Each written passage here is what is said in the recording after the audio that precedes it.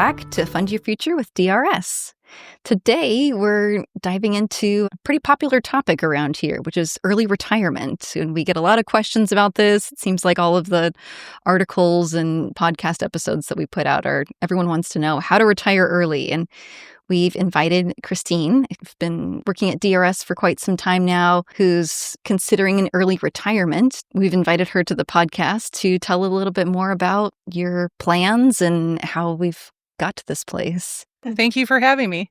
Christine, I think when people think about early retirement, or retirement in general, it's like, I need to sit on a beach, play golf all day. I need to not work for pay. Yeah. And I know you and I became fast friends in the office because we talked about early retirement a lot. Yes. And a desire to what we would refer to more as downshift. Mm-hmm. Not go sit on a beach, but maybe have a different kind of job or a different career, or maybe the same job but work part-time. Just to kind of jump in and lay some groundwork, could you tell us a little bit about how old you were when you first started working for the state? I think I was 24 when I first became an official state employee, and 25 when I came to DRS. Based on that, I planned to retire, or had planned to retire at 55. And now, to Seth's point, I'm considering a little bit more what retirement looks like for me and what it means. And do you mind sharing how old you are right now? I'm 46. Okay. So about in 10 years, you were thinking, but then... Yes, but when I was 25 and I came to DRS, retiring early to me meant just not working. And now that I'm 9 years out, it's a little bit, what does retirement really look like for me? Because it's not necessarily sitting on a beach, and it's really certainly not golfing. But how do I retire early and not just sit and exist is where I'm at with figuring out early retirement plans. And then tell us a little bit more about how you kind of started thinking about early retirement. You said you really didn't think about it a lot before you started working at DRS even. Well, I didn't really think about retirement much at all before I came to work for the state. So I feel lucky that I found a job in the state because I've kind of lucked my way into having a retirement future that's somewhat stable. I didn't start at DRS, and I don't know how it is for all state agencies, but for the agency I began at, once I became a state employee, I was handed all my, here's your official new employee paperwork, and that included my retirement paperwork, and put it at the side of my desk and celebrated with my coworkers and friends like, yay, I'm finally a permanent employee. And it wasn't until I came to DRS and I was in orientation where DRS started talking to me a little bit more about my retirement and the choices that were available to me while I'm changing employment. That was kind of when I really started thinking about my future. And it was the first conscious decision I made towards retirement, and kind of selecting the tiered as I age, my contribution rate goes up, and making sure that as I do have promotional opportunities and make more money as I advance through my career, I wanted to also make sure my contributions were potentially increasing with that to maximize my retirement where I can. Yeah. Because as you know, I can't change my contribution rate for PERS 3 anytime I choose to. I can only do it when I change employers. Right. And before we started recording, you kind of were crediting the fact that you did end up in Plan 3 with this ability to possibly retire early. Was that a conscious decision? Do you remember? No, I'm a default to Plan 3. I did not make a choice, but I do think it worked out well for me just because I have made a career with the state, and it's going to lend itself to allowing me some early retirement options a little more. From my perspective, Plan 2 is great as well, but I think a lot of people fear Plan 3 when they hear the pension calculation, and we don't necessarily learn about the other benefits of Plan 3. That is true. I know we have a lot of DRS employees that are huge proponents of Plan 3. I'm one of them. For many of the reasons that you mentioned. You mentioned you started work as a public employee in your mid-20s, and how it really forced you to start saving for retirement before you probably normally would have. And that might look different now for a person who's 25 today, and what sort of life expenses they have and kind of life circumstances. But can you talk a little bit about what your life look like at that point?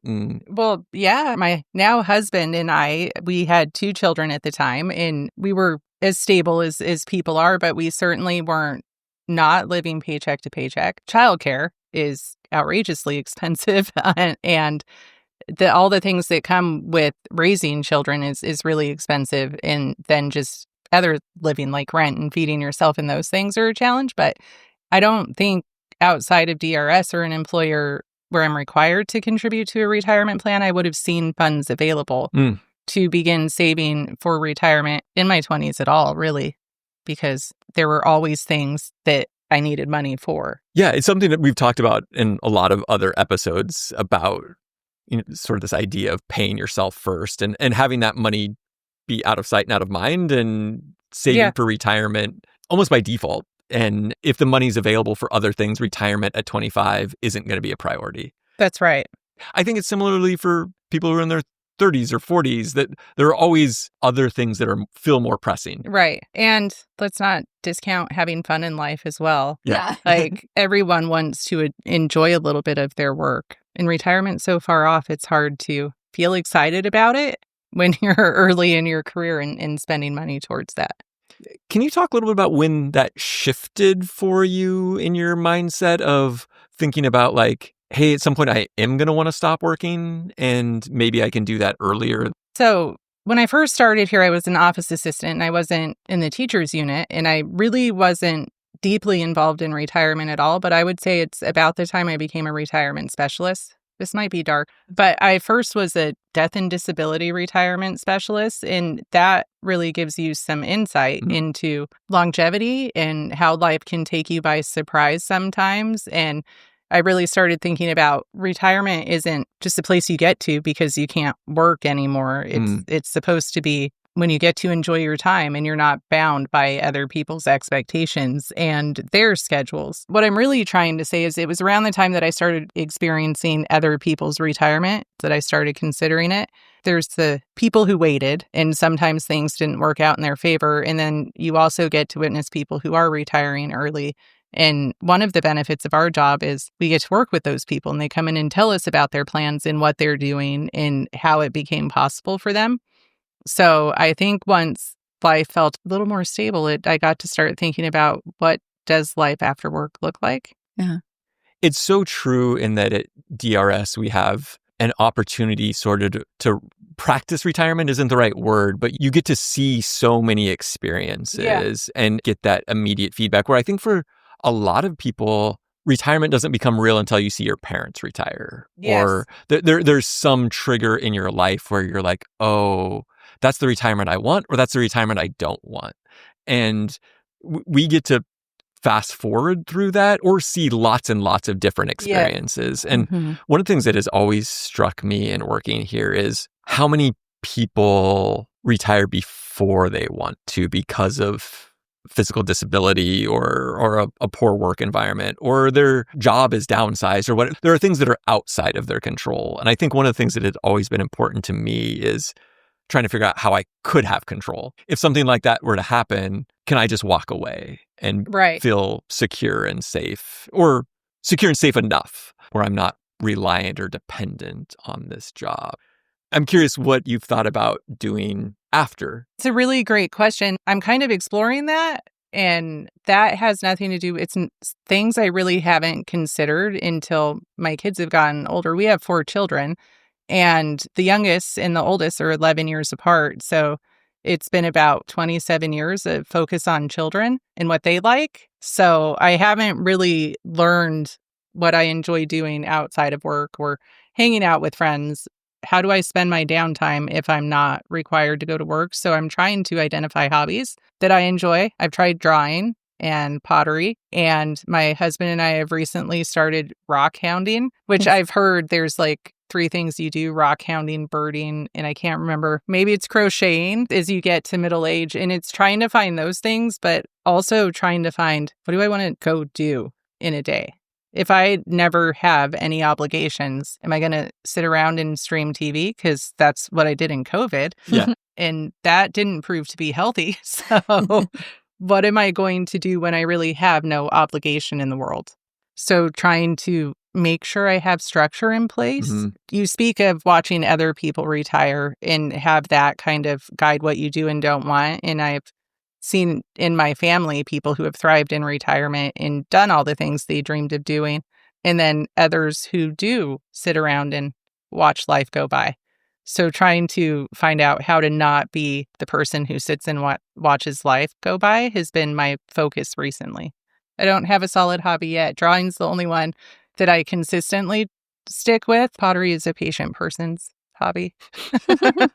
I really appreciate the comment about structure, because I think that has been the thing I have struggled with as I've thought about what I might do after paid employment, and just having a schedule and similarly knowing what I know about myself. It's really easy to go down unproductive rabbit holes, what feel like days or weeks on end. And it's not all about productivity. And this is one thing I certainly struggle with. Not everything I do has to be productive. That's something I've been recently thinking about, like in those hobbies. Do I have to produce something for something to be a concrete hobby? And then do I have to turn that hobby into a money-making thing? Or can I just draw for the sake of drawing?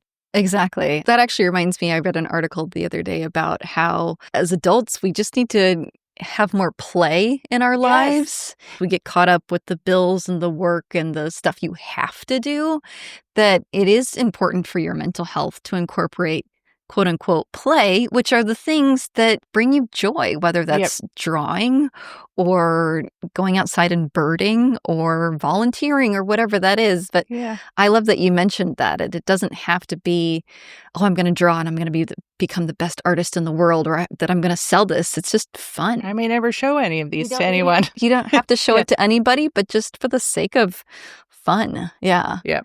I know during COVID, I ended up learning piano because that was something that I had wanted to do for a long time. And I found an app online and to teach myself. And I would just do that in the evenings for like 20 minutes after work. And it just like brought me so much joy. Like I didn't even want to perform in front of anybody.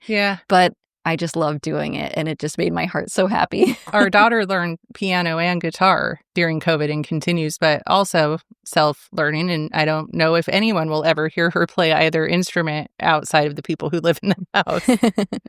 It's interesting how both of you brought up COVID. When many of us had more free time on our hands, it did start to feel a little bit more like retirement, or like how am I going to fill this time? And like, it's so easy to just go through day by day, week by week, month by month, and kind of have a routine.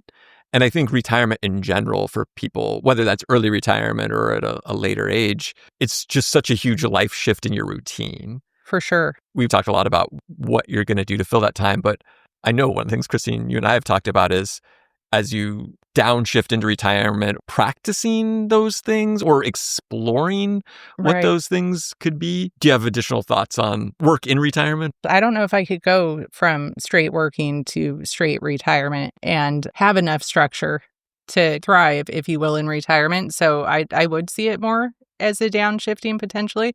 And we'll see when I actually get there what's going to occur over the next 9 years. But I did learn in COVID, it wasn't how I want my retirement to be. And I don't know if that's because we were in a lockdown or if I naturally would have been in a self-imposed lockdown. But I would like to have the structure ahead of time. So trying to figure out what those days look like. And then I don't know if I want to live where I live in retirement and what that might look like.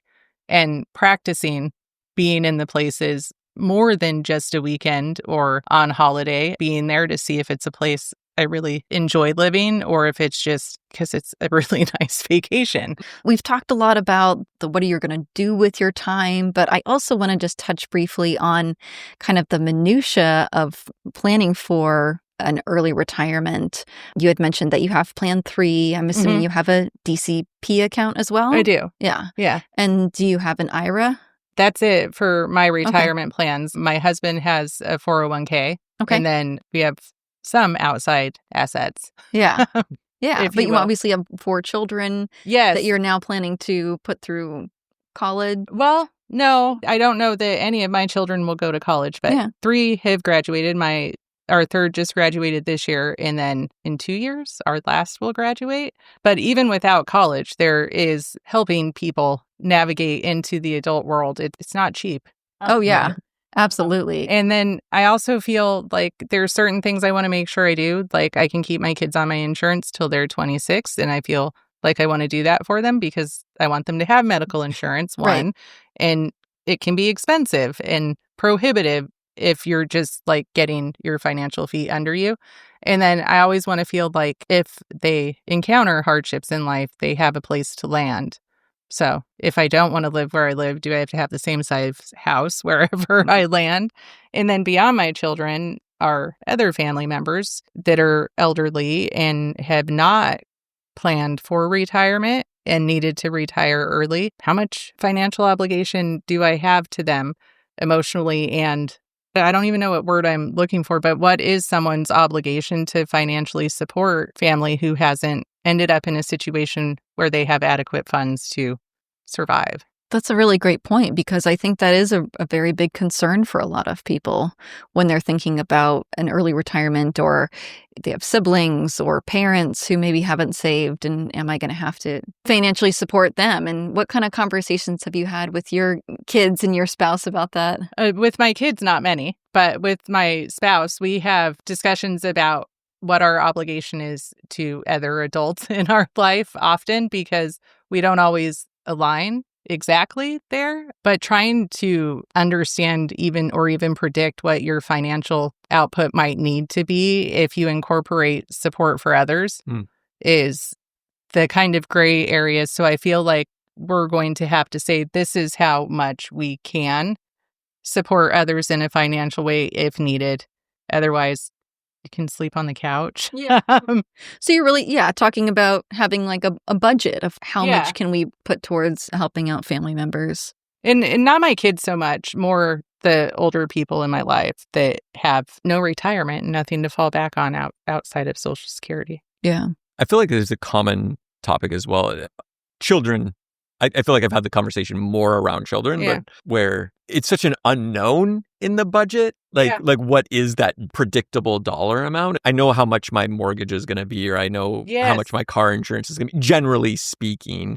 But those unknowns of either healthcare expenses for elderly folks in your life or, housing expenses or other expenses for younger folks in your life, it is a real challenge. And one of the things I always fall back onto is you first have to take care of yourself. Like you have to make sure that you are in a stable place so that you can possibly provide some of those things. But I also thought your comments about moving really resonated with me. Like, where is the right place to live in those circumstances, especially as families spread out and trying to figure out which parts of your family are able to be more responsive to or responsible for. I think it's just a really difficult challenge. And how flexible can you be, especially as you're thinking about early retirement?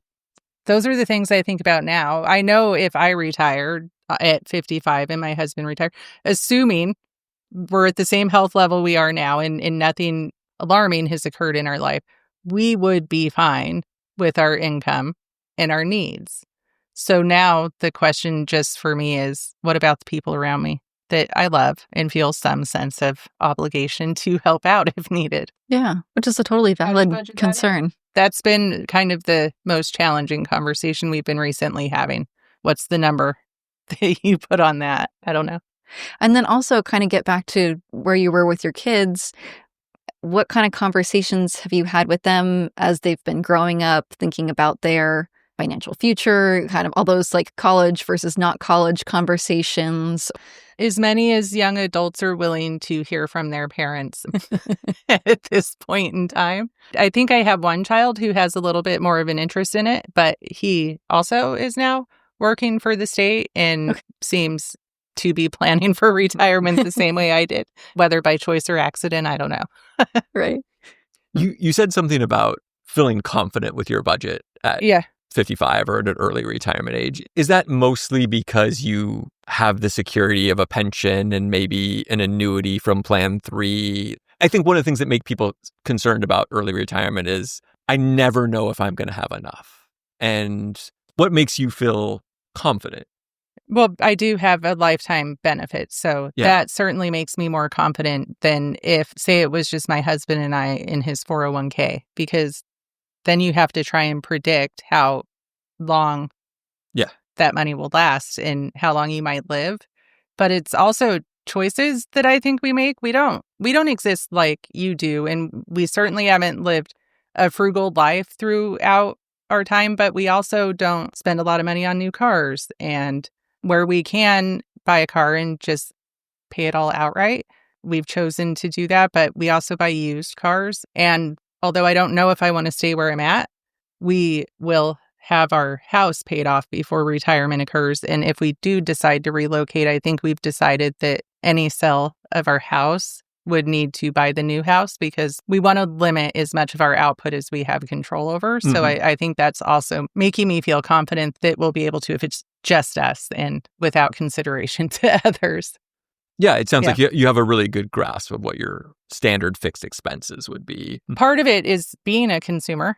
Seth, you and I have talked about this. Like, I've recently stopped using Amazon altogether. And just that change in behavior alone has changed how much money is leaving our bank account because I can't just impulsively say, I want that thing. I bet Amazon has it because they do. Yeah. And it can be here today or tomorrow. Yeah.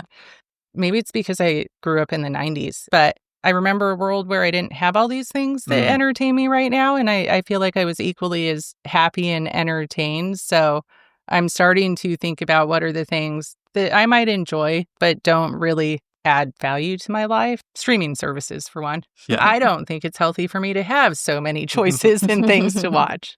Yeah. I love that you brought that up about focusing on what really adds value to your life. And I've kind of done some of my own personal reflection the last couple of years as well, and really trying to focus more on like experiences versus thing. We do enjoy going out to dinner and we enjoy going to movies, but we don't buy each other a lot of big gifts for birthdays or Christmas or things like that.